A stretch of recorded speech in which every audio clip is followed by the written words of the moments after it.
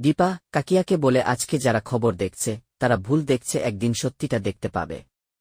দোষ না করো, সারাটা জীবন দোষের কলঙ্ক নিয়ে বেড়ালাম।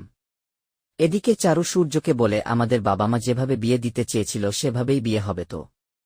ঠিক সেই সময় সূর্য লয়ার ফোন করে বলে মিস্টার প্যাটেলস আমাদের উপর অনেকগুলো কেস করেছে, আর আমরা ওই মহিলাকে বেল করে দিলাম। তখন সূর্য লয়ারকে বলে ওই মহিলাকে সম্মানের সাথে কথা বলুন। এরপরই সূর্য অফিসে এক ছেলেকে ফোন করে বলে সব সিসিটিভি ফুটেজ চেক করার জন্য।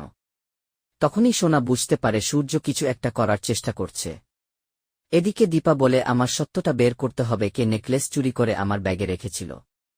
তখন জয় একটু ভয় পেয়ে যায় আর ভাবতে থাকে বুদিদি চাইলে সব সত্যিটা বের করতে পারবে। এদিকে সূর্য দীপা খবরটা চারুকে দিয়ে তার টেনশনেও খবরটা জানায়।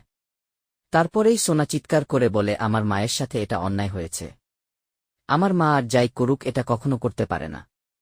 এরপরই দীপা অফিসে এসে সেই লোকটাকে একটু জোরাজোরি করে যে সিসিটিভি ফুটেজ দেখতে চাই। সেই লোকটা দীপাকে পারমিশন দেওয়ার আগে সূর্যকে ফোন করে। তখন সোনা সূর্যকে বলে বাবা তুমি পারমিশনটা দিয়ে দাও। অন্যদিকে দেখা যায় রূপার স্কুলে মিশকা দাঁড়িয়ে ভাবে কোথায় একটা মিসিং আছে, সেইটা আমাকে জানতে হবে। আমি নিজের হাতে দীপাকে শেষ করে দিব, আমি এটাও প্রমাণ করে দিব যে মিশকা বেঁচে আছে। তারপরই সাক্ষ্য দ্বীপের কাছে এসে দাঁড়াই আর বলে আপনার মেয়ের সবকিছু দেখাশোনা আমি করছি, তাই কয়েকটা টেস্ট করতে হবে, আপনার এবং আপনার ওয়াইফের জেনেটিক টেস্ট করতে হবে। তখনই সাক্ষ্যদীপ বলে ফেলে রূপা তো আমার মেয়ে নয়। ঠিক সেই সময় সেখানে রূপা চলে আসলে তখন সাক্ষ্যদীপ তার ডাক্তারের সঙ্গে রূপাকে পরিচয় করিয়ে দেয়।